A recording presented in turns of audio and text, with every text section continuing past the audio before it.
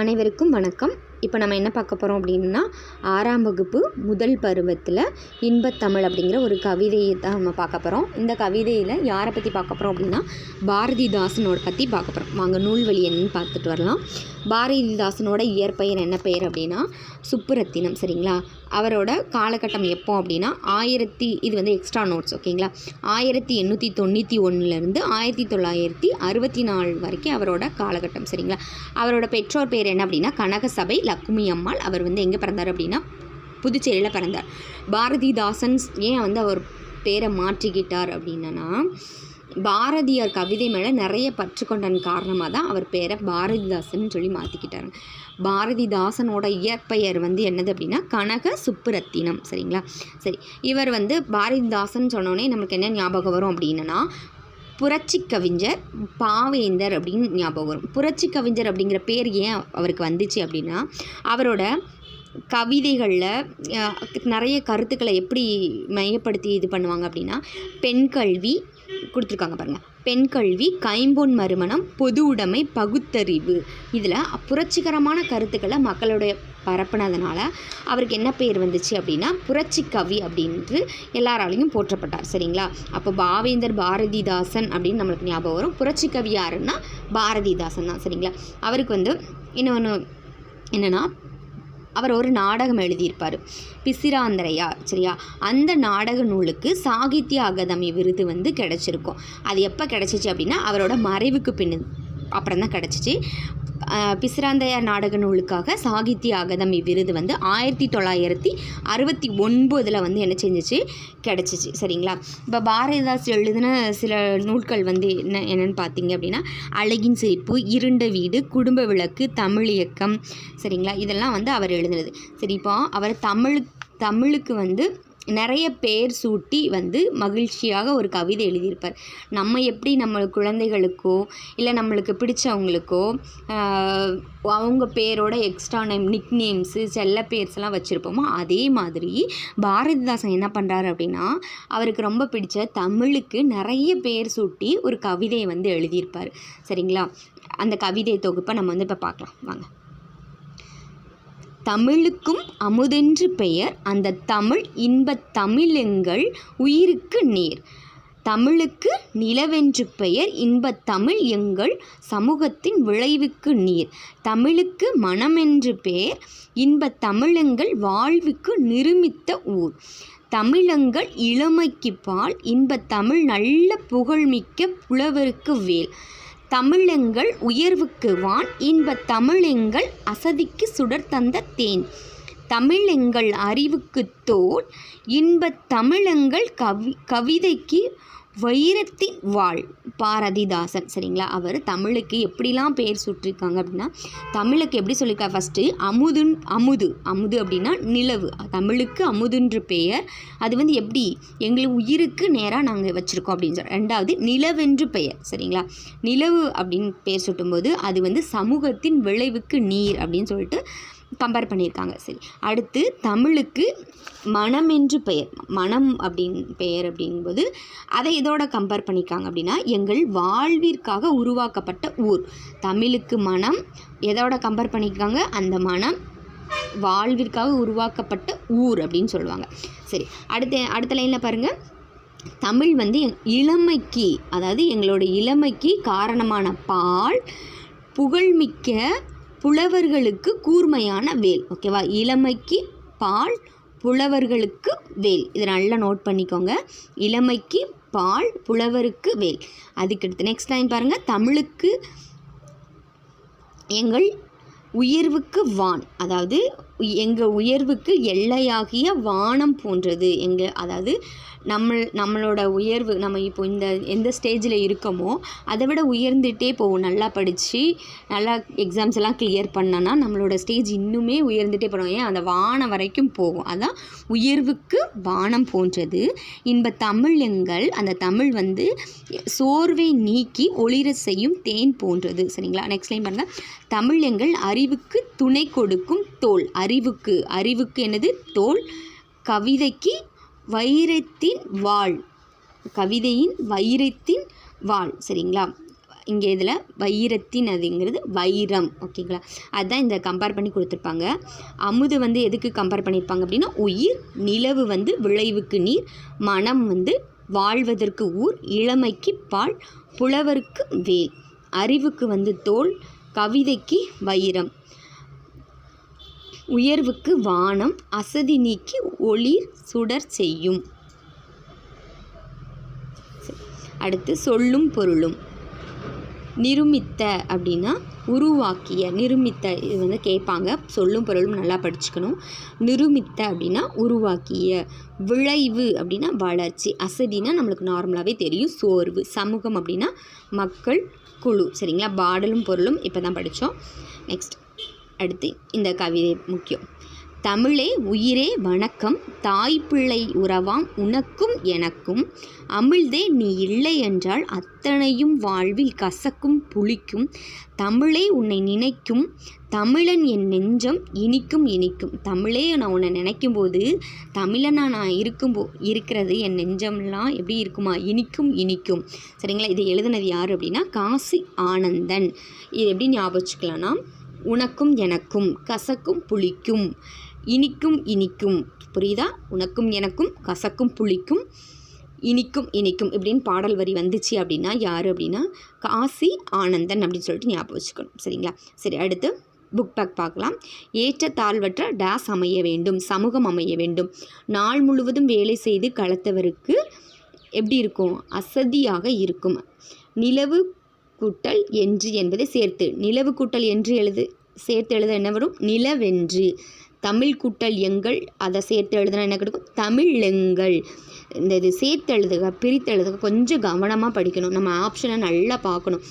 நம்ம வந்து நிலைமொழி மறுமொழி அப்படின்னு சொல்லிட்டுலாம் நம்ம படிச்சிருப்போம், ஹையர் கிளாஸில் படிப்போம். அதாவது 10th ஸ்டாண்டர்ட் அந்த ஸ்டாண்டர்டில் புணர்ச்சி விதி படிக்கும்போது பார்ப்போம். அந்த புணர்ச்சி விதியை லைட்டாக அப்ளை பண்ணால் அப்படின்னா என்ன சேர்த்தெழுதுக என்ன பிரித்தெழுதுக கொடுத்தாலுமே நம்மளுக்கு கரெக்டாக பண்ணிடலாம். சரிங்களா, இப்போ அடுத்து அமுதென்று என்னும் சொல்லி பிரித்தெழுதுக. அமுதென்று எப்படி பிடிச்சிருக்கலாம், அமுது கூட்டல் என்று. சரிங்களா, செம்பயிர் என்னும் சொல்லை பிரித்து எழுத கிடைப்பது செம்மை கூட்டல் பயிர். சரி, அடுத்து பொறுத்துக கொடுத்துருக்காங்க நம்மளுக்கு. மேலே அந்த தமிழை வந்து கம்பேர் பண்ணியிருப்பாங்க இல்லையா, அந்த பொறுத்துக தான். சரிங்க, விளைவுக்கு நீர், அறிவுக்கு தோல், இளமைக்கு என்ன சொன்னேன் காரணமான பால், புலவருக்கு வேல். சரிங்களா, சரி அடுத்து வந்து ஒத்த ஓசையில் முடியும் இயல்பு சொற்களை எடுத்தல். அந்த பாடலில் ஒத்த ஓசை, அதாவது மோனை அப்படின்னா முதல் சொற்கள் ஒன்றி வருவது, எதுகை அப்படின்னா இரண்டாம் சொற்கள் ஒன்றி வருவது, இயல்பு சொற்கள் அப்படின்னா ஒரே ஓசையில் இருக்கும், வேண்டும் வேண்டும், வாழ்த்துவோம் வாழ்த்துவோம் அப்படின்னு இருக்கும்ல. இங்கே பாருங்கள், பேர் நேர் இப்படி ஒத்த ஓசையில் வர்றது தான் என்னது இயல்பு சொற்கள். சரிங்களா, அடுத்து குருவினா பாரத தமிழுக்கு சூட்டியுள்ள பெயர்கள் என்னென்ன பெயர்லாம் சொல்லியிருக்காங்க, அமுது, நிலவு, மனம், இளமைக்கு காரணமான பால் அப்படின்லாம் இருக்குல்ல, அந்த இதை எழுதணும். சரிங்களா, சரி நெக்ஸ்ட் வாங்க. தமிழ் கும்மி, தமிழ் கும்பி. சரிங்களா, தமிழ் கும்பி யார் எழுதியிருப்பார் அப்படின்னா பெருஞ்சித்தனார், பாவலரேறு பெருஞ்சித்தனார். சரிங்களா, வாங்க நூல் குறிப்பை பார்க்கலாம். எப்போவுமே நம்ம ஃபஸ்ட்டு படிக்கும்போது அந்த ஆசிரியரை பற்றி படிச்சுட்டு தான் அவர் எழுதின வந்து கவிதை நூல்களை வந்து நம்ம படிப்போம். ஃபஸ்ட்டே நம்ம பாடலும் படிச்சுட்டு பொருளும் படிச்சுட்டு நம்ம ஆசிரியரை பற்றி அடுத்து படித்தோன்னு வைங்களேன், சம்டைம்ஸ் வந்து மறந்து போக. ஃபஸ்ட்டு நம்ம ஆசிரியரை படிச்சுட்டு பொருள் படித்தோம் அப்படின்னா, ஓ இந்த பாடலை எழுதுனது இவர் தான் அப்படின்னு சொல்லிட்டு நல்லா மைண்டில் நிற்கும். சரிங்களா, வாங்க பெருஞ்சித்தனாரோட சரி ஓகே. பெருஞ்சித்தனாரோட இயற்பெயர் வந்து என்னது அப்படின்னா மாணிக்கம் புக்கில் கொடுத்துருக்காங்க. நான் இயற்பெயர் வந்து துரை மாணிக்கம். சரிங்களா, 10th ஸ்டாண்டர்ட் புக்கில் வந்து கொடுத்துருப்பாங்க. சரி, நான் அவரை பற்றி ஓரலாக சொல்லிக்கிறேன். அவருக்கு வந்து ஒரு சிறப்பு பெயர் என்னென்னா பாவலரேறு அப்படிங்கிற ஒரு சிறப்பு. பாவலரேறு பெருஞ்சித்திரனார் அப்படின்னு தான் அழைக்கப்பட்டார். அதே மாதிரி இதில் ரொம்ப ரொம்ப இம்பார்ட்டன்ட் என்ன அப்படின்னா இவர் எழுதின திருக்குறள் மெய்ப்பொருளுரை. சரிங்களா, திருக்குறளுக்கு இப்போ மெய்ப்பொருளுரை எழுதியிருப்பார். இவரோட திருக்குறள் மெய்ப்பொருளுரை தான் தமிழுக்கு கருவூலமாக அமைந்துள்ளது. பாவலரேறு பெருஞ்சித்தனார் எழுதிய திருக்குறள் மெய்ப்பொருளுரை தமிழுக்கு கருவூலமாக அமைந்துள்ளது. சரிங்களா, அதுக்கடுத்து இவர் எழுதிய நூல்கள் வந்து என்னது அப்படின்னா கனிச்சாறு, கொய்யாக்கனி, பாவியக்கத்து, நூறாசிரியம் அப்படிங்கிற நூல்கள் எழுதினார். எக்ஸ்ட்ரா வந்து சில நூல்கள் நான் சொல்கிறேன். அதாவது உலகில் 100, பாவியக்கொத்து, நூறாசிரியம், கனிச்சாறு, என் சுவை என்பது என் சுவை என்பது மகபுகு வஞ்சி பள்ளிப்பறவை. சரிங்களா, இதெல்லாம் 10th ஸ்டாண்டர்ட் புக்கில் இருக்கும். சரியா, நல்லா நோட் பண்ணிக்கோங்க. உலகியல் 100, பாவிய கொத்து, நூறாசிரியம், கனிச்சாறு, என் சுவை என்பது, மகபுக வஞ்சி, பள்ளி பறவை. சரிங்களா, இதெல்லாம் இவர் எழுதிய நூல்கள். சரிங்களா, அதுக்கடுத்து இவர் வந்து ஒரு 3 இதழ்கள் நடத்தினார். என்ன இதழ்கள் அப்படின்னா, தென்மொழி, தமிழ் சிட்டு, தமிழ் நிலம். ஓகேவா, நம்மளுக்கு கொஸ்டின் எப்படி கேட்பாங்க அப்படின்னா, தமிழ் நிலம் என்ற இதழை நடத்தியவர் யார் அப்படின்னு சொல்லி கேட்பாங்க. அப்போ யார்? பாவல் நேரு பெருஞ்சித்தனார். அப்போ இந்த 3 இதழ்கள் என்னென்ன அப்படின்னா, தென்மொழி, தமிழ் சிட்டு, தமிழ் நிலம். சரிங்களா, சரி, ஓகே. தனித்தமிழையும் தமிழுணர்வையும் பரப்பிய பாவலர் இவரே. தனித்தமிழையும் தமிழுணர்வையும் பரப்பிய பாவலர் யார்? இவர். சரிங்களா, அதுக்கடுத்து ரொம்ப இம்பார்ட்டன்ட் வந்து என்ன கொடுத்துருக்காங்க அப்படின்னா, கனிச்சாறு என்னும் நூலில், கனிச்சாறு அப்படிங்கிற நூலில், கனிச்சாறு என்னும் நூலில் இடம்பெற்றுள்ள இந்த பாடல் வந்து எதில் இடம்பெற்றிருக்கு அப்படின்னா, கனிச்சாறு அப்படிங்கிற ஒரு இதில் இடம்பெற்றிருக்கு. அந்த கனிச்சாறு வந்து எத்தனை தொகுதிகளாக இருக்குது, அதுதான் இம்பார்ட்டன்ட். கனிச்சாறு 8 தொகுதிகளாக வெளிவந்தது. இந்த தமிழ் கும்மிங்கிற பாடல் கனிச்சாறு அப்படிங்கிற இந்த இருக்கு இல்லையா, இந்த தமிழ் கும்மிங்கிற இந்த பாடல் கனிச்சாறு அப்படிங்கிற ஒரு தொகுதியிலிருந்து தான் எடுத்திருக்காங்க. அந்த கனிச்சாறு வந்து மொத்தம் எத்தனை தொகுதிகளாக இருக்குது அப்படின்னா 8 தொகுதிகளாக இருக்குது. சரிங்களா, சரி வாங்க பாடலை போய் பார்ப்போம்.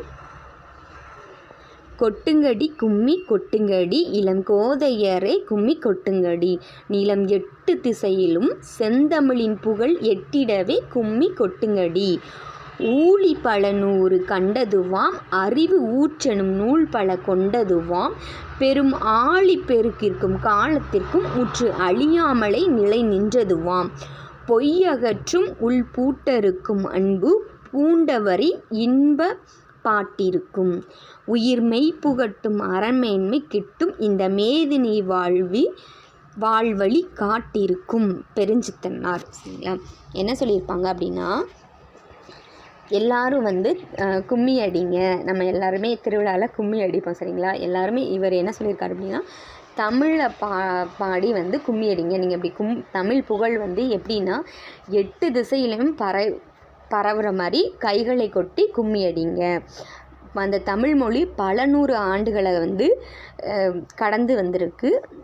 அறிவு ஊற்றாகிய பல நூல்களையும் கொண்ட மொழி. காலத்தாலும் கடல் சீற்றங்களாலும் எதற்றாலும் அழிக்க முடியாத தமிழ் மொழி. தமிழ் வந்து பொய்யை அகற்றும் மொழியும், மனதோட அறியாமை நீக்கும் மொழியும், அன்புடைய பலரின் இன்பம் தரும் பாடல் நிறைந்த மொழி, உயிர் போன்ற உண்மையை ஊட்டும் மொழி, உயர்ந்த அறத்தையும் தருமொழி, உலகம் சிறந்து வாழ்வதற்கான வழிகளையும் காட்டும் மொழி தமிழ் மொழி. சரிங்களா, இதுதான் அந்த பாடலோட பொருள். இதில் நம்மளுக்கு என்ன அப்படின்னா, என்ன ஞாபகம் வச்சுக்கணும் அப்படின்னா, பொய்யகற்றும் உள்ள பூட்டருக்கும் அன்பு பூண்டவரின் இன்ப பாட்டிருக்கும் உயிர் மெய் புகட்டும் அரண்மேன்மை கிட்டும் இந்த மேதினி வாழ்வழி காட்டிருக்கும். சரிங்களா, கொட்டுங்கடி கும்மி கொட்டுங்கடி அப்படின்னு சொல்லிட்டு வந்தாலே தமிழ் கும்மி. இந்த தமிழ் கும்மி எதில் இருக்குது? கனிச்சாறு அப்படிங்கிற ஒரு இதிலேருந்து தமிழ் கும்மி எடுத்திருப்பாங்க. கனிச்சாறு 8 தொகுதிகளே உடையது. சரிங்களா, சரி, அடுத்து வந்து பாடலும் பொருள். ஆழிப்பெருக்கு அப்படின்னா கடல்கோள், ரொம்ப இம்பார்ட்டன்ட். இது வந்து ஆழிப்பெருக்கு ஏற்கனவே ஒரு டைம் கொஸ்டின் கேட்டிருக்காங்க. ஆழிப்பெருக்குன்னா கடல்கோள், மேதினினா உலகம் நார்மலாக தெரியும். அதுக்கடுத்து ஊழி அப்படின்னா நீண்டதொரு காலப்பகுதி, உள்ள பூட்டு அப்படின்னா உள்ளத்தின் அறியாமை. சரிங்களா, சரி, அடுத்து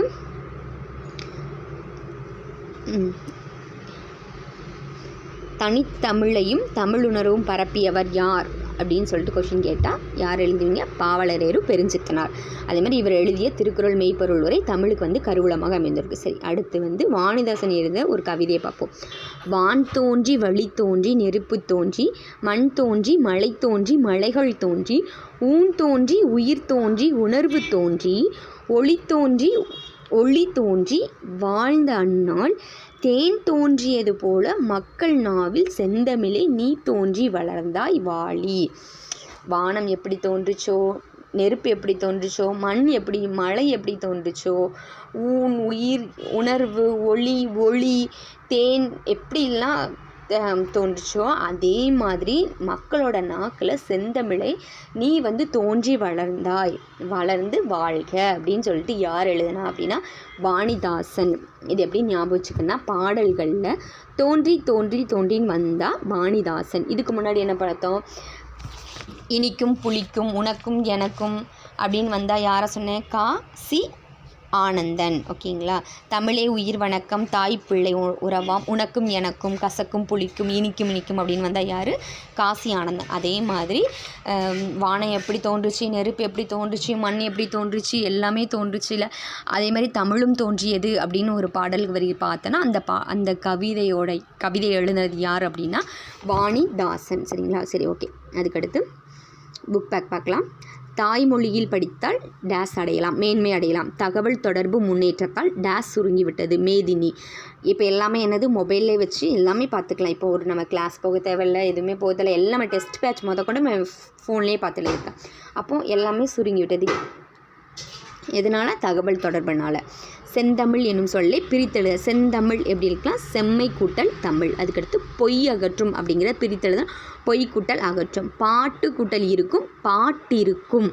எட்டு கூட்டல் திசை, எட்டு திசை. ஓகே.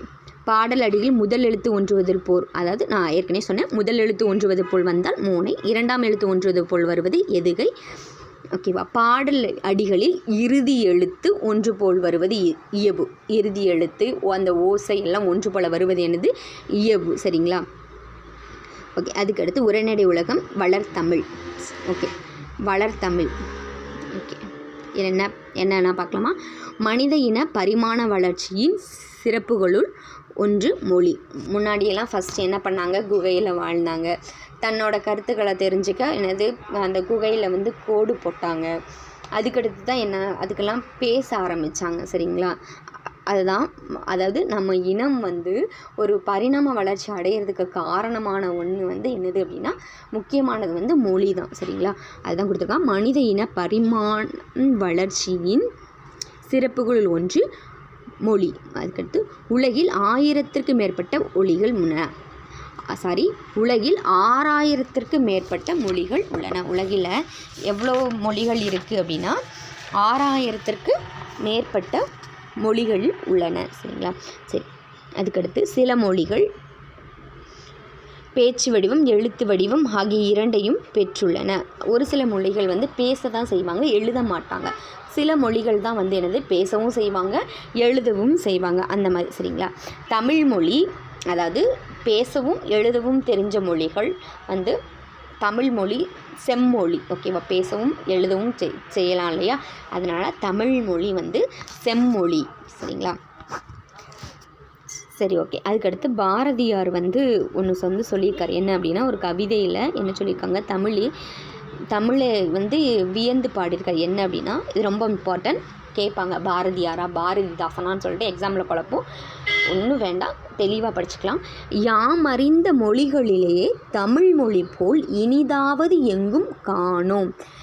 அதாவது நான் அறிஞ்ச மொழிகளை, எனக்கு நிறைய மொழி தெரியும், அதில் தமிழ் மொழி போல் எந்த மொழியுமே நான் இது வரைக்கும் பார்க்கல அப்படின்னு சொல்லியிருக்காரு. சரிங்களா. யாம் அறிந்த மொழிகளிலே தமிழ் மொழி போல் இனிதாவது எங்கும் காணோம். இனிமையாக வியந்து பாடுகிறார். யார் அப்படின்னா பாரதி யார். ஓகேங்களா. யார், பாரதி யார், ஞாபகம் வச்சுக்கோங்க. யான்னு வருதா, யாமறிந்த யா வருதா, அப்போ பாரதி யார். ஓகேங்களா. ஃபஸ்ட்டு யா வந்துச்சுன்னா பாரதியார், குழப்ப வேண்டாம். பாரதிதாசனா பாரதியாரான்னு குழப்ப வேண்டாம். ஃபஸ்ட்டு பாடலோட ஃபஸ்ட்டு லைன் என்ன வருது, யாமறிந்த அப்படின்னு வருதா, அப்போ யா வருதா, அப்போ பாரதியார். ஓகேங்களா. சரி. அடுத்து மூத்த மொழி.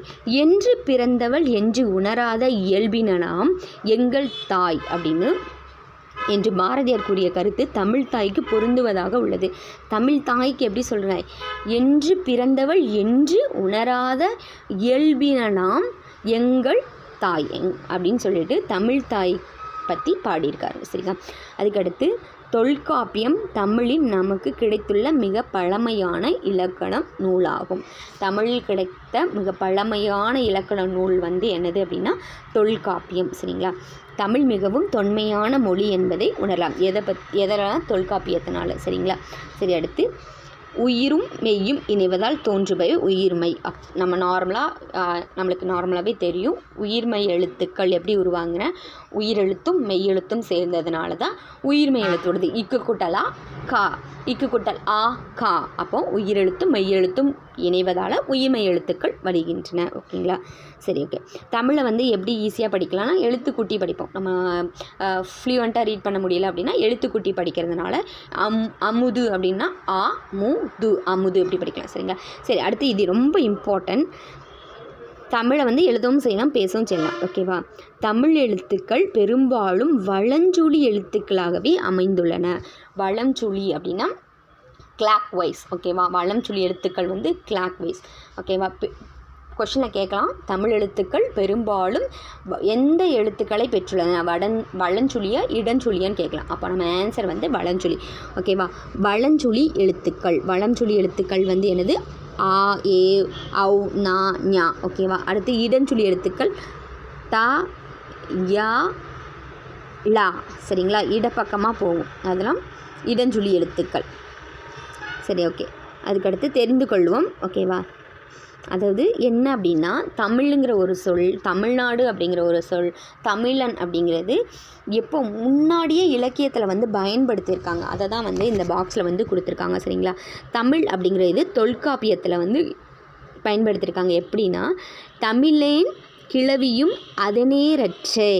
ஓகேவா? தமிழன் கிளவியும் அதனேரற்றே அப்படின்னு சொல்லி தொல்காப்பியத்தில் கொடுத்துருக்காங்க. தமிழ்நாடு அப்படிங்கிறது சிலப்பதிகாரத்தில் வஞ்சிக்காட்டம். தமிழ்நாடு என்னும் சொல் எந்த நூலில் வந்து கொடுத்துருக்காங்க அப்படின்னு எந்த இலக்கியத்தில் வந்திருக்கு அப்படின்னு கொஷின் கேட்கலாம். ஓகேவா? தமிழ்நாடு அப்படிங்கிற சொல் சிலப்பதிகாரம் வஞ்சிக்காண்டம் இதில் கொடுத்துருக்காங்க. சிலப்பதிகாரத்தில் வஞ்சிக்காண்டத்தில் கொடுத்துருக்காங்க. ஓகேவா? இந்த கொடுத்துருக்காங்க. அதோட பாடல் வந்து கொடுத்துருக்காங்க. இமிழ்கடல் வேளியை தமிழ்நாடு ஆக்கிய இது நீ கருதினை ஆயின். சரிங்களா? இமிழ் கடல் வேளியே தமிழ்நாடு அப்படிங்கிற சொல் எதில் இருக்குது? சிலப்பதிகாரம் வஞ்சிக்காண்டத்தில். ஓகேவா? இமிழ்கடல் வேளியே தமிழ்நாடு ஆக்கிய இது நீ கருதினை ஆயின். சரிங்களா? அடுத்து தமிழன் அப்படிங்கிற சொல் அப்பர் தேவாரம். ஓகேவா? தமிழன் அப்படிங்கிற சொல் எதில் இருக்குது? அப்பர் தேவாரம். தமிழன் கண்டாய் திருத்தாண்டகம். ஓகேவா? திருத்தாண்டகம். ஓகேவா? திருத்தாண்டகத்தில் அப்பர் தேவாரம். ஓகேவா? சரி, ஃபஸ்ட்டு இதில் நல்லா படிச்சுக்கோங்க. தமிழ் வந்து தொல்காப்பியத்தில் இருக்குது. தமிழ்நாடு அப்படிங்கிற சொல் சிலப்பதிகாரம் வஞ்சிக்காண்டத்தில் இருக்குது. தமிழன் அப்படிங்கிறது அப்பர் தேவாரத்தில் இருக்குது. சீர்மையான மொழி. சீர்மை அப்படிங்கிறது என்ன சொல்லுவாங்க அப்படின்னா ஒழுங்குமுறையை குறிக்கும் சொல். சீர்மைகள் அதன் சொற்சிறப்பு குறிப்பிடத்தக்கது. அதாவது என்ன அப்படின்னா, தமிழில் சில மொழிகளில் வந்து உயர்திணை அக்ற்றிணை, அதாவது பால் பாகுபாடே இருக்காது. ஜெர்மன் மொழியிலலாம் பால் பாகுபாடு வந்து இருக்காது அப்படின்னு சொல்லிட்டு ஹையர் கிளாஸஸில் இருக்கும். அதாவது தமிழில் எப்படி இருக்கும் அப்படின்னா உயர்திணை அக்ற்றிணை அப்படிங்கிற இரு வகை திணைகளை அறிவோம். உயர்திணையில் எதிர்ச்சொல் தாழ்த்திணையில் அமைய வேண்டும். ஆனால் தாழ்த்திணை என்று கூறாமல் அக்ற்றிணை. இப்போ நம்ம நார்மலாக இவங்க உயர்ந்தவங்க தாழ்ந்தவங்க அப்படின்னு தான் இருக்கும். ஆனால் அதுலேயும் அப்படி தாழ்ந்தவங்கன்னு சொல்லாமல் நம்ம தமிழில் எப்படி வந்து சொல்லியிருக்காங்க அப்படின்னா அற்றிணை, அதாவது அதில் இல்லாத திணை, உயர்வு அல்லாத திணை அப்படின்னு சொல்லிட்டு சொல்லியிருக்காங்க. அற்றிணை எப்படி பிரிச்சதுன்னா அல் குட்டல் திணை, உயர்வு அல்லாத திணை அப்படிங்கிற பெயரிட்டனர் நம் முன்னோர். சரிங்களா? பாகற்காய் வந்து கசப்பு உடையது. கசப்பு அப்படிங்கிறது விரும்பத்தக்காத ஒன்று. ஆனால் கசப்பு சாப்பிட்டா உடலுக்கு நல்லது. கசப்பாக இருக்கும் அப்படின்னு மூஞ்சி சுளிக்கிற மாதிரி பேசுவோம் இல்லையா? அதனால் அந்த பாகற்காயை கூட எப்படி பிரிச்சிருக்காங்க? பாகு கூட்டல் அல் கூட்டல் காய். பாகுனா இனிப்பாக இருக்கும். அதுலேயும் எப்படிலாம் நம்ம முன்னோர்கள் நம்மளுக்கு சொல்லியிருக்காங்க பார்த்தீங்களா? பாகற்காய் அப்படிங்கிறது எப்படி பிரிக்கலாம்? பாகு கூட்டல் அல் கூட்டல் காய் அப்படின்னு பிரிக்கலாம். ஓகேங்களா? சரி, ஓகே. அடுத்து வளமை மொழி. தமிழ் வளமை மிக்க மொழி. தொல்காப்பிய நன்னூல் உள்ளிட்ட இலக்கண நூல்கள் மிகுந்து தமிழ் மொழி, அதாவது தமிழில் மிக பழமையான இலக்கண நூல் வந்து தொல்காப்பியம். சரிங்களா? அதாவது நன்னூல் செலக்ட் பண்ணக்கூடாது, ஆனால் நன்னூலுமே இலக்கண நூல் தான். சரிங்களா? அதுக்கடுத்து சங்க இலக்கியங்கள் வந்து 8 தொகையும் 10 பாட்டும். அறநூல்கள் வந்து திருக்குறள், நாலடியார், 4ம் 2ம் சொல்லுக்குருதி. 4ம் 2ம் சொல்லுக்குருதி அப்படின்னு சொல்லியிருப்பாங்க. ஓகே, 4ம் அப்படின்னா நாலடியார், 2ம் அப்படின்னா திருக்குறள். ஓகேங்களா? இது ரெண்டும் என்னது? அறநூல்கள். சிலப்பதிகாரம், மணிமேகலை வந்து காப்பியங்கள். ஓகே. பூவின் 7 நிலைகளில் தோன்றுவது முதல் உதிர்வது வரை தனிப்பெயர்கள் தமிழில் உண்டு. பூவின் 7 நிலைகள். ஃபஸ்ட்டு பூ வந்து தோன்றும், அதை வந்து அரும்புன்னு சொல்லிடுவாங்க. அடுத்து பூ வந்து மொட்டு விடும். அடுத்து லைட்டாக மலரும். அடுத்து நல்லா மலர்ந்துச்சு அப்படின்னா அது மலர். பார்க்கவே வந்து நல்லா ஃப்ரெஷ்ஷாக இருந்துச்சு அப்படின்னா அலர். வாடுனுச்சு அப்படின்னா செம்மல் அப்படிங்கிறது பூ வந்து கீழே விழுந்துடும். சரிங்களா? சரி, அடுத்து மா அப்படிங்கிற ஒரு சொல் வந்து பல பொருட்கள் தருது. அதாவது இன்னொன்று வந்து ரொம்ப இம்பார்ட்டன்ட் வந்து என்ன அப்படின்னா, ஹால்டுவெல் வந்து திராவிட ஒப்பியல் இலக்கணம் அப்படிங்கிற ஒரு நூலில் இந்த தமிழ் வந்து ஒரு சொல்லுக்கு பல மொழி வந்து இருக்குது. திராவிட மொழிகளில் தமிழ் வந்து ஒரு சொல்லுக்கு பல மொழிகள் இருக்குது அப்படிங்கிற ரொம்ப வியந்து வந்து தமிழ் மொழியை பற்றி பேசியிருப்பாங்க, எழுதியிருப்பார். ஓகேவா? திராவிட மொழிகளின் ஒப்பியல் இலக்கண நூல் அப்படிங்கிற ஒரு நூலில். சரிங்களா? அதே மாதிரி மா அப்படிங்கிற ஒரே ஒரு சொல்லு தான், அதுக்கு எவ்வளோ பேர் இருக்குதுன்னு பாருங்கள். மானா என்ன குறிக்கும்னா மரம், விலங்கு, பெரிய, திருமகள், அழகு, அறிவு, அளவு, அழைத்தல், துகள், மேன்மை, வயல், வண்டு அப்படிங்கிற பல பொருட்களை வந்து என்ன செய்யுது, தருது. சரிங்களா? இதை வந்து எப்படி நம்ம ஞாபகம் வச்சுக்கலாம் அப்படின்னா, நான் சொல்கிற மாதிரி ஞாபகம் வச்சுக்கோங்க. ஓகேவா? பெரிய வயல், அழகு, திருமகள். எப்படி? பெரிய வயல், அழகு, திருமகள், அளவு, அறிவு, அழைத்து மேன்மையான மரத்தில் வண்டு, விலங்கு. முடிஞ்சு போச்சு, அவ்வளோதான். பெரிய வயல், அழகு, திருமகள், அளவு, அறிவு, அழைத்து மேன்மையான மரத்தில் வண்டு, விலங்கு. சரிங்களா? மா வந்து அப்படிங்கிற ஒரு சொல் தரும் பொருட்கள். அதுக்கடுத்து வளர்மொழி. தமிழுக்கு முத்தமிழ் அப்படிங்கிற ஒரு சிறப்பு பெயரும் உண்டு. முத்தமிழ் அப்படின்னா இயல் தமிழ், இசைத்தமிழ், நாடகத்தமிழ். இயல் அதாவது ரொம்ப இம்பார்ட்டன்ட். இயல் தமிழ் அப்படின்னா என்ன அப்படின்னா எண்ணத்தை வெளிப்படுத்தும். இயல் தமிழ் எதை வெளிப்படுத்தும்? எண்ணத்தை வெளிப்படுத்தும். இசைத்தமிழ் எண்ணத்தை வெளிப்படுத்தும், உள்ளத்தை மகிழ்விக்கும். இசை நம்ம பாட்டு, நம்ம ரொம்ப டிப்ரெஷனில் டென்ஷனாக இருந்தோம்னா வைங்களேன், ஒரு பாட்டு கேட்டால் அப்படியே கூலாயிரும் அப்படிங்களா? அப்போ இசை வந்து என்னது? உள்ளத்தை மகிழ்விக்கும்.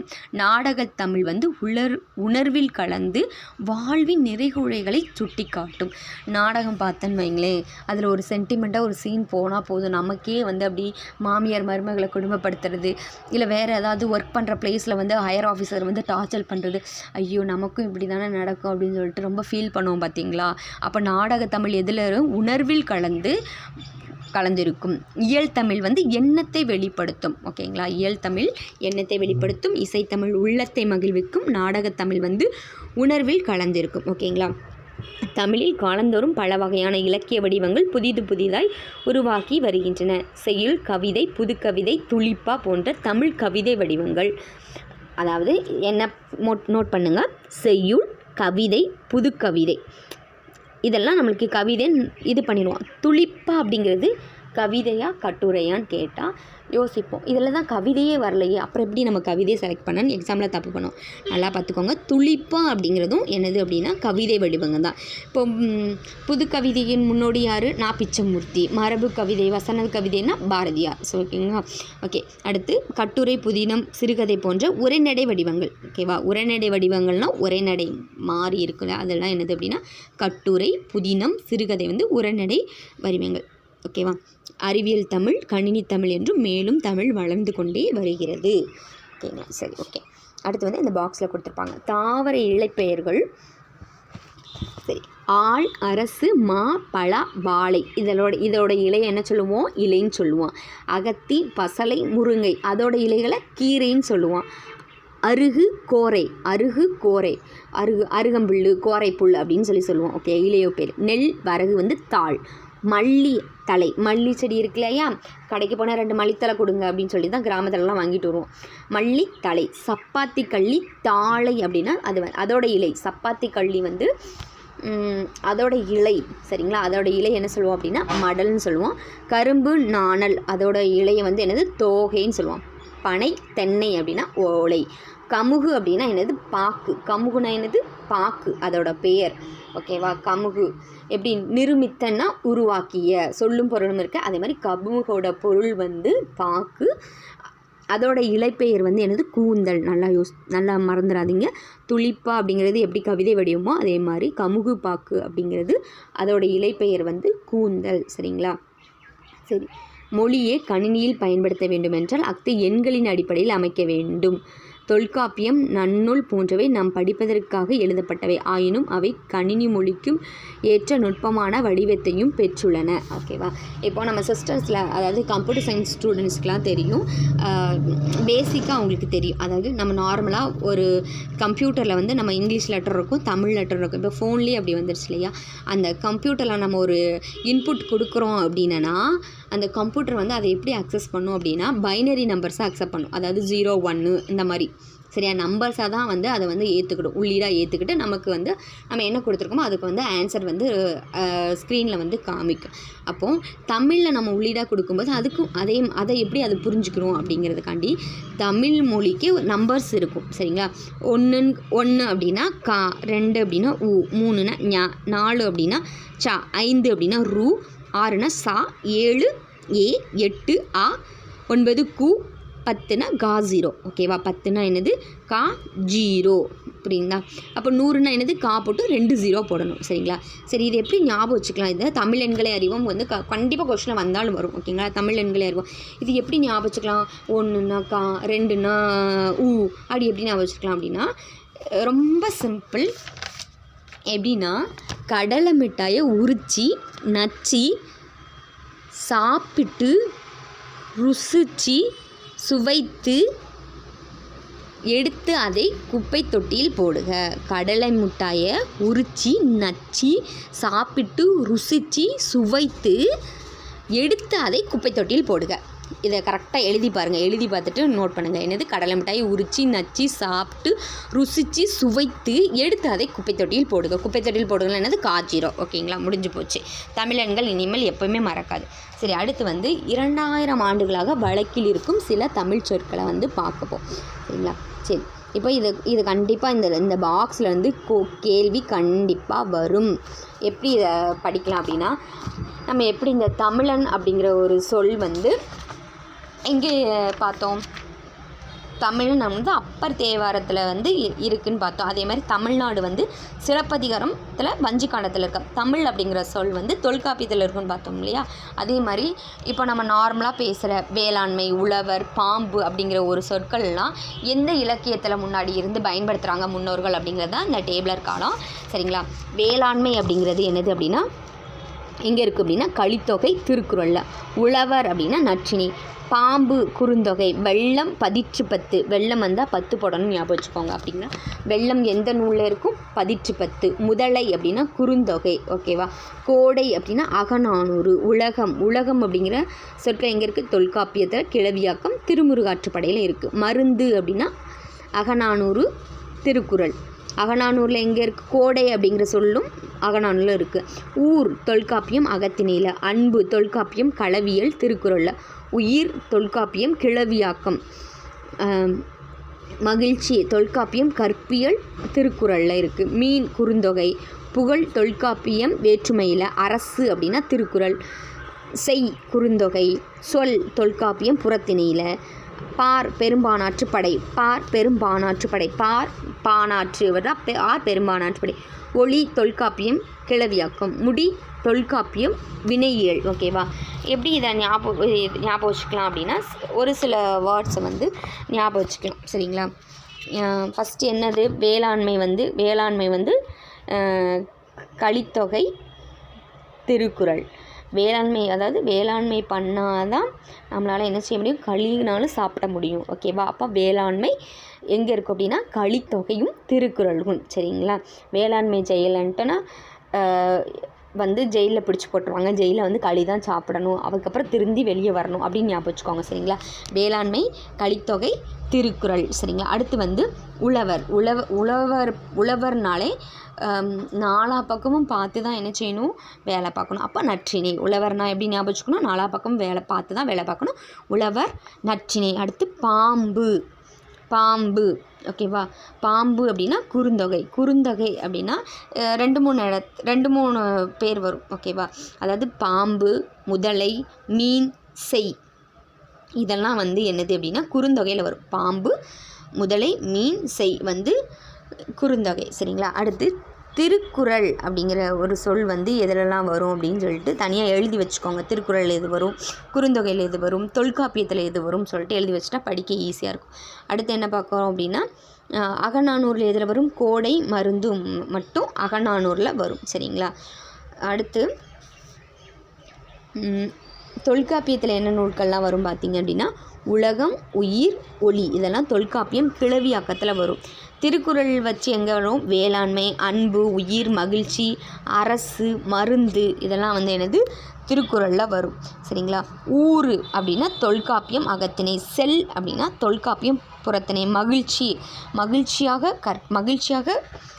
மகிழ்ச்சியாக இருந்தால் கற்பியல். ஓகேவா? அடுத்து அன்பு, தொல்காப்பியம் களவியல். ஓகேவா? களவியலில் தான் அன்பு இருக்கும். ஸோ தொல்காப்பியம் களவியல் அப்படின்னு ஞாபகம் வச்சுக்கோங்க. சரி, நெக்ஸ்ட்டு வந்து நம்ம எல்லாருமே பிறந்தநாள் வாழ்த்து பாடல்னாலே நம்ம ஞாபகம் வச்சுருப்போம். நீண்ட நீண்ட காலம் நீ நீடு வாழ வேண்டும், வானம் தீண்டும் தூரம் நீ வளர்ந்து வாழ வேண்டும், அன்பு வேண்டும், அறிவு வேண்டும், பண்பு வேண்டும், பரிவு வேண்டும், எட்டு திக்கும் புகழ வேண்டும், எடுத்துக்காட்டு ஆக வேண்டும், உலகம் பார்க்க உனது பெயரை நிலவு தாளில் எழுத வேண்டும், சர்க்கரை தமிழள்ளி தாளாட்டு நாள் சொல்லி வாழ்த்துகிறோம், பிறந்த நாள் வாழ்த்துக்கள், பிறந்த நாள் வாழ்த்துக்கள், இனிய பிறந்த நாள் வாழ்த்துக்கள் அப்படிங்கிற ஒரு பாடல் எல்லாருக்குமே தெரிஞ்சது. அந்த பாடலை யார் எழுதுனா அப்படின்னா அறிவுமதி அப்படிங்கிற எழுதுனாங்க. சரிங்களா? அறிவுமதி. சரி, நெக்ஸ்ட்டு புக் பேக் பார்க்கலாம். தொன்மை அப்படின்னா பழமை. இடப்புறம் அப்படிங்கிற பிரித்தல் தான். இடப்புறம் எப்படி பிரித்தெழுதலாம் நீங்களே, நான் இந்த கொஷின் மார்க் பண்ணலை, நீங்கள் வந்து கமெண்ட் பண்ணுங்கள். சரிங்களா? சீர் இளமை அப்படிங்கிற ஒரு சொல்ல பிரித்தெழுதுனா சீர்மை கூட்டல் இளமை, சிலம்பு கூட்டல் அதிகாரம் சிலப்பதிகாரம், கணினி கூட்டல் தமிழ் கணினி தமிழ். சரிங்களா? அடுத்து தமிழ் மொழி போல் இனிதாவது எங்கும் காணோம். சரிங்களா? அதாவது நான் ஏற்கனவே சொல்லியிருக்கேன், தமிழ் மொழி தமிழ் அன்னையை பற்றி யார் வந்து சொல்லியிருப்பாங்க அப்படின்னு சொல்லி, என்னது, யாமறிந்த மொழிகளையே தமிழ் மொழி போல் இனிதாவது எங்கும் காணும் அப்படின்னு ஒரு பாடல் படித்தோமா, பாரதியார் எழுதின பாடல், அதான் இங்கே கொடுத்துருக்காங்க. தமிழ் மொழி போல் இனிதாவது எங்கும் காணும் அப்படிங்கிற பாடியவர் யார் அப்படின்னா பாரதியார். இப்படி கூட கொஷின் கேட்கலாம். அதாவது அந்த பாடல் வரியை கொடுத்து மட்டும்தான் நம்மளுக்கு கொஷின் கேட்பாங்க அப்படிலாம் கிடையாது. இப்படி கூட கேட்கலாம். ஓகேங்களா? யாமறிந்த மொழிகளிலும் கூட கேட்கலாம். அதே மாதிரி அதோட பொருள் வந்து என்னது, தமிழ் மொழி போல் இனிதாவது எங்கேயுமே நான் பார்க்கல அப்படின்னு சொல்லியிருப்பார். அது யாருன்னா பாரதியார். மா என்னும் சொல்லின் பொருள். ஓகேவா? இதில் என்ன கொடுத்துருக்காங்க, மாடம், வானம், விலங்கு, அம்மா. மா என்னும் சொல்லின் பொருள் என்ன படித்தோம், பெரிய வயல், அழகு திருமகள், அளவு அறிவு அழைத்து, மேன்மையான மரத்தில் வண்டு விலங்கு. சரிங்களா? அப்போது இதில் எது வந்திருக்கு, வண்டு அப்படின்னு சொல்லி வந்திருக்கு. அப்போ மா என்னும் சொல்லின் பொருள் வண்டு வரல, விலங்கு. அப்போ மா எனும் சொல்லின் பொருள் என்னது, விலங்கு. ஓகேவா? அடுத்து கோடிட்டிடம். நாம் சிந்திக்கவும் சிந்தத்தை வெளிப்படுத்தவும் உதவுவது பேச்சு மொழி. தமிழில் நமக்கு கிடைத்துள்ள மிக பழமையான இலக்கண நூல் வந்து தொல்காப்பியம். மொழியை கணினியில் பயன்படுத்த வேண்டுமெனில் அக்தி டேஸ் அடிப்படையில் வடிவமைக்க வேண்டும். என்ன சொன்னேன், நம்ம என்ன இன்புட் கொடுத்தாலும் கம்ப்யூட்டர் என்ன அக்சஸ் பண்ணோம் அப்படின்னா நம்பர்ஸில் தான் எடுத்துக்கும். ஓகேங்களா? அதனால் எண்கள். சரிங்களா? சரி, இதெல்லாம் வேண்டாம். அடுத்து கனவு பழித்தது. இதில் வந்து லெட்டர்ஸ் எழுதிக்கிடுவாங்க, அதை பற்றி தான் சொல்லியிருப்பாங்க. இதில் இம்பார்ட்டன்ஸ் மட்டும் நம்ம பார்க்கலாம். சரிங்களா? தொல்காப்பியர் தமது தொல்காப்பியம் என்னும் நூலில் இக்கருத்தை குறிப்பிட்டுள்ளார். மேலும் உலக உயிர்களை ஓரறிவு முதல் ஆறறிவு வரை வகைப்படுத்தி உள்ளார். அதாவது உலகத்தோட உயிர்களை ஓரறிவு முதல் 6 அறிவு வரை வகைப்படுத்தியுள்ளார். யார் அப்படின்னா தொல்காப்பியர். எதில் இருக்கும் அப்படின்னா 9th ஸ்டாண்டர்டில் இருக்கும். ஒரு பாக்ஸ் போட்டு கொடுத்துருப்பாங்க. ஓரறிவு, அதாவது நண்டுக்கு அது உங்களுக்குலாம் எத்தனை அறிவு, பறவைக்கு எவ்வளோ அறிவு அப்படின்னு சொல்லிட்டு ஒரு பாக்ஸ் 9th ஸ்டாண்டர்டில் இருக்கும். சரிங்களா? அதை எப்படி யார் பண்ணாங்க அப்படின்னா தொல்காப்பியர். சரிங்களா? கடல் நீர் ஆவியாகி மேகமாகும், பின்னர் மேகம் குளிர்ந்து மழையாக பொழிந்து, பழந்தமிழ் இலக்கியங்களாக முல்லைப்பாட்டு, பரிபாடல், திருக்குறள், கார் 40, திருப்பாவை முதல் நூல்கள் இந்த அறிவியல் செய்தி குறிப்பிடப்பட்டுள்ளது. அதாவது நம்மளுக்கு வந்து கடல் நீர் நீராவியாகி அப்புறம் மேகம் குளிர்ந்ததுக்கப்புறம் மழை பெய்யும். இது வந்து சயின்ஸ். ஆனால் இந்த சயின்ஸை முன்னாடியே வந்து சில இலக்கியங்களில் வந்து குறிப்பிட்டிருக்காங்க. அந்த இலக்கியங்கள்லாம் என்ன அப்படின்னா முல்லைப்பாட்டு, பரிபாடல், திருக்குறள், கார் 40. சரிங்களா? சரி, திரவப் பொருட்களை எவ்வளவு அழுத்தினாலும் அவற்றின் அளவை சுருக்க முடியாது என்ற அறிவியல் கருத்து. அதாவது திரவம்னா என்னது அப்படின்னா தண்ணி. இப்போ நம்ம ஒரு பாட்டிலில் வந்து ஒரு தண்ணியை ஊற்றி அமுக்கணும்னு வைங்களேன், தண்ணி வெளியே தான் போகுமே தவிர அதோட அளவை வந்து குறைக்கணும். ஆனால் பஞ்சை வந்து நம்ம அமுக்கணும், இல்லை ஏதோ ஒரு கயிறை வச்சு கட்டணும் அப்படின்னா அதோட அளவை வந்து என்ன பண்ணிக்கிட முடியும், சுருக்க முடியும். ஆனால் திரவ பொருட்களை அப்படி பண்ண முடியாது. அதனால தான் அதை பற்றி அறிவியல் கருத்தை யார் சொல்லியிருக்காங்க அப்படின்னா ஔவையார் வந்து ஒரு பாடலை சொல்லியிருப்பார். என்ன அப்படின்னா, ஆழ அமுக்கி முகக்கினும் ஆழ்கடல் நீர் நாளி முகவாது நாளி அப்படின்னு சொல்லிட்டு ஔவையார் வந்து சொல்லியிருப்பாங்க. சரி, அடுத்து வந்து போர்க்களத்தில் மார்பில் புண்படுவது இயல்பு. வீரர் ஒருவரின் காயத்தை வெண்ணிற ஊசியால் தைத்த செய்தி பதிச்சு பத்தி என்னும் நூலில் இடம்பெற்றுள்ளது. இந்த கொஸ்டின் கேட்கலாம். வீரர் ஒருவரின் காயத்தை வெண்ணிற ஊசியால் தைத்த செய்தி எதில் வந்து இடம்பெற்றிருக்கு அப்படின்னா பதிச்சு 10. ஓகேங்களா? அடுத்து சுறாமீன் தாக்கியதால் ஏற்பட்ட புண்ணை நரம்பினால் தைத்த செய்தி வந்து நற்றிணை.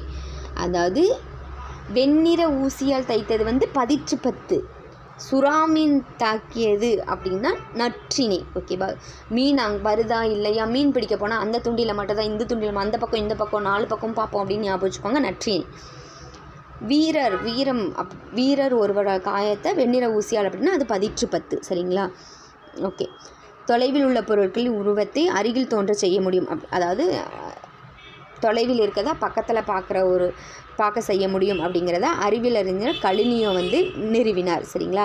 அந்த இதை திருவள்ளுவ மாலை அப்படிங்கிற நூலில் கபிலர் எழுதிய பாடலும் இடம்பெற்றுள்ளது.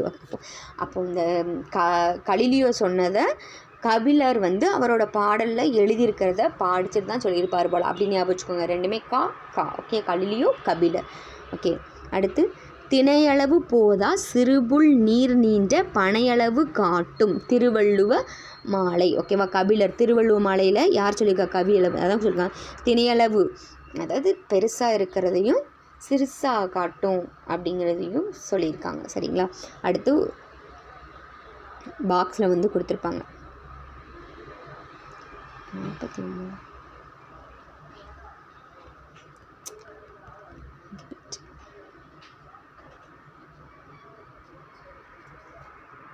ஓகே, இந்த பாக்ஸ். ஓகே. நிலம், தீ, நீர், வழி, விசும்போடு 5ம் கலந்த மயக்க உலகம் ஆதலின் தொல்காப்பியம். கடநீர் முகந்த கமஞ்சுளி எழிலி கார் 40. நெடு வெள்ளூசி நெடுவசி பரந்தவடு பதிச்சு 10. கோட்டு சுறா எரிந்தன சுருங்கிய நரம்பின் முடிமுதிர் பரதவர் நற்றிணை. அதாவது சுறாமுள் தைத்ததை நரம்பை வச்சு தைச்சது நற்றிணை. அதாவது பரந்த வடு, அந்த காயத்தை, போரில் பட்ட காயத்தை வெண்ணிற ஊசியை வச்சு தைத்தது பதிச்சு 10. ஓகேவா? கள்ளநீர் முகந்த கமஞ்சுள் எழிலி கார் 40. ஓகே. அடுத்து வந்து இது தமிழில் பயின்ற அறிவியல் அறிஞர் அப்படின்னா மேனாள் குடியரசுத் தலைவர் மேதகு டாக்டர் ஆபா.ஜி. அப்துல் கலாம். இஸ்ரே அறிவியல் அறிஞர் டாக்டர் மயில்சாமி அண்ணாதுரை. இஸ்ரேவின் மேனாள் தலைவர் டாக்டர் கை சிவன். ஓகேங்களா? சரி, ஓகே. அதுக்கடுத்து இலக்கணம். தமிழ் எழுத்துக்களின் வகையும் தொகையும். சரிங்களா? மொழியை எவ்வாறு பேசவும் எழுதவும் வேண்டும் என்பதை வரையறை செய்யத்தான் அந்த வரையறைகளை இலக்கணம் எனப்படும். தமிழ் இலக்கணம் எத்தனை வகைப்படும் அப்படின்னா 5 வகைப்படும். எழுத்து, சொல், பொருள், யாப்பு, அணி. இது எல்லாத்துக்குமே தெரியும். எழுத்து, சொல், பொருள், யாப்பு, அணி. எழுத்து அப்படின்னா ஒளி வடிவமாக எழுதப்படுவதும் வரி வடிவமாக எழுதப்படுவதும் எழுத்து எனப்படுகிறது. எழுத்தை பாருங்கள், ஒளி வடிவமாக எழுப்பப்படுவதும். ஓகேவா? ஒளி வடிவமாக எழுப்பப்படுவது, நம்ம பேசுகிறோம் இல்லையா, அதான் ஒளி வடிவமாக எழுப்பப்படுவதும். வரி வடிவமாக எழுதப்படுவதும், எழுதுகிறோம் இல்லையா, வரி வடிவமாக எழுதுறது, அந்த லெட்டர்ஸ் தான் என்னது வரி வடிவம், அதுதான் எழுத்து. சரிங்களா? உயிரெழுத்துக்கள் மொத்தம் எத்தனை? 12 எழுத்துக்கள். சரியா? உயிரெழுத்துக்கள் இயல்பாக காற்று வெளிப்படும் போது உயிரெழுத்துக்கள் பிறக்கின்றன. உயிரெழுத்துக்கள் எப்படி பிறக்கின்றன அப்படின்னா, காற்று வெளிப்படும் போது உயிரெழுத்துக்கள் பிறக்கின்றன. சரிங்களா? உயிரெழுத்துகள் வந்து அதில் குற்றெழுத்து நெற்றெழுத்துன்னு படிச்சிருப்போம். குற்றெழுத்து வந்து ஆ இ உ ஏ ஓ 5 குற்றெழுத்து. நெடிலெழுத்துனா ஆ இ உ ஏ ஐ ஓ அவ் அப்படிங்கிறது நெற்றெழுத்துக்கள். சரிங்களா? குறுக்கி ஒலிக்கும் நீண்டு ஒலிக்கும். குறுக்கி ஒலிக்கிறது குறில் எழுத்துக்கள், நீண்டு ஒலிக்கிறது நெடில் எழுத்துக்கள். ஓகே, அதுக்கடுத்து இது ரொம்ப இம்பார்ட்டன்ட். சரிங்களா? எல்லா கொஷின்லேயும் மாத்திரை அளவு இல்லாமல் இருக்கவே இருக்காது. ஓகேவா? அதாவது மாத்திரை அப்படின்னா என்ன அப்படிங்கிறது இயங்கு கால அளவை குறிக்கிறது. ஒரு மாத்திரை என்பது ஒரு முறை கண்ணிமை. ஒரு மாத்திரை அப்படின்னா ஒரு செகண்ட் நம்ம கண்ணை சிமிட்டிட்டு ஓப்பன் பண்ணுறது தான் ஒரு மாத்திரை. சரிங்களா? குறில் எழுத்துக்களை குறிக்க ஒரு மாத்திரை, நெடில் எழுத்துக்களை குறிக்க 2 மாத்திரை. அ அப்படின்னா ஒரு மாத்திரை முடிஞ்சிச்சு. அப்படிங்கும்போது ரெண்டு டைம் கண்ணை மூடி முழிக்கிறோம் இல்லையா? அப்போ 2 மாத்திரை. குறில் எழுத்துக்கள் ஒரு மாத்திரை, நெடில் எழுத்துக்கள் வந்து 2 மாத்திரை. ஓகேவா? மெய் அப்படிங்கிறது என்னது? உடம்பு. சரிங்களா? மெய்யெழுத்துக்களை ஒலிக்க உடல் இயக்கத்தின் பங்கு இன்றியமையாது. அதாவது மெய்யெழுத்துக்கள் மொத்தம் எத்தனை அப்படின்னா 18. அதில் வல்லினம் எழுத்து, மெல்லினம், இடையினம். சரிங்களா? வல்லினம் வந்து கசட தபர, மெல்லினம் ஞஞன நமன, இடையினம் எரள வளல. ஓகேவா? மெய்யெழுத்துக்கள் ஒலிக்கும் மாத்திரை அளவு அரை மாத்திரை. இந்த இதில் என்ன இம்பார்ட்டன்ட் அப்படின்னா மாத்திரை அளவு தான். குறில் எழுத்துக்கள் ஒரு மாத்திரை, நெடில் எழுத்துக்கள் 2 மாத்திரை, மெய் எழுத்துக்கள் வந்து அரை மாத்திரை. சரிங்களா? ஓகே. வன்மையாக ஒலிக்கும், மென்மையாக ஒலிக்கும், வன்மையாகவும் இல்லாமல் மென்மையாகவும் இல்லாமல் இரண்டிற்கும் இடைப்பட்டு ஒலிக்கிறது இடையினை எழுத்துக்கள். சரிங்களா? அடுத்து உயிர்மை எழுத்துக்கள் வந்து என்ன அப்படின்னா மெய் எழுத்து 18 உயிரெழுத்து 12 சேர்வதால் தோன்றும் 216 எழுத்துக்களும் உயிர்மை எழுத்துக்கள். எழுத்துக்கள் மொத்தம் எத்தனை அப்படின்னா 216, உயிரெழுத்து 12, மெய்யெழுத்து வந்து 18, ஆயுத எழுத்து 1. சரிங்களா?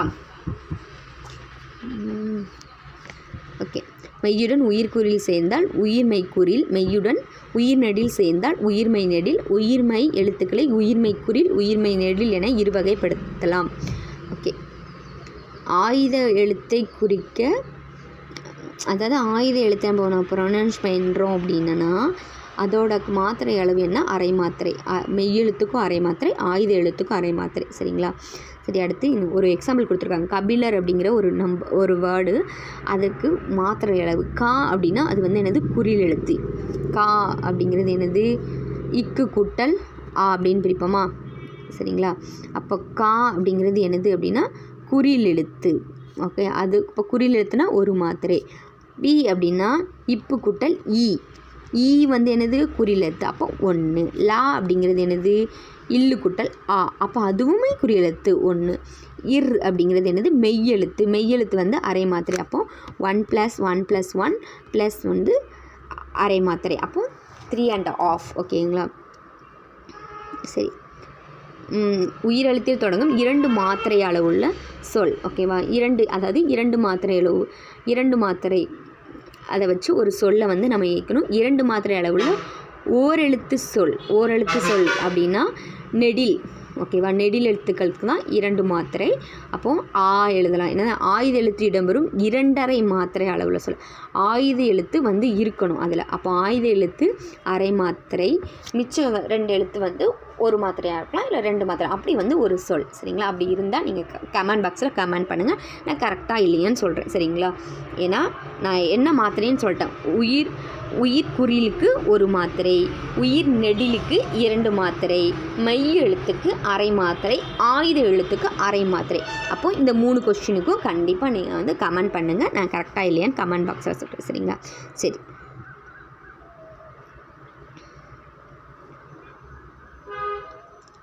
ஓகே. அதுக்கடுத்து கலைச்சொல் அறிவும். வலஞ்சுழி அப்படின்னா கிளாக் வைஸ், இடஞ்சுழி ஆன்டி கிளாக் வைஸ், இணையம் இன்டர்நெட், தேடுபொறி சர்ச் இன்ஜின், முகநூல் ஃபேஸ்புக், புலனம்னா வாட்ஸ்அப், குரல் தேடல் வாய்ஸ் சர்ச், தொடுதிரை டச் ஸ்க்ரீன், செயலி ஆப், மின்னஞ்சல்னா இமெயில். சரிங்களா? சரி. இதோட இந்த ஃபஸ்ட் இயல் 6th ஸ்டாண்டர்ட் இயல் 1 முடிஞ்சிச்சு.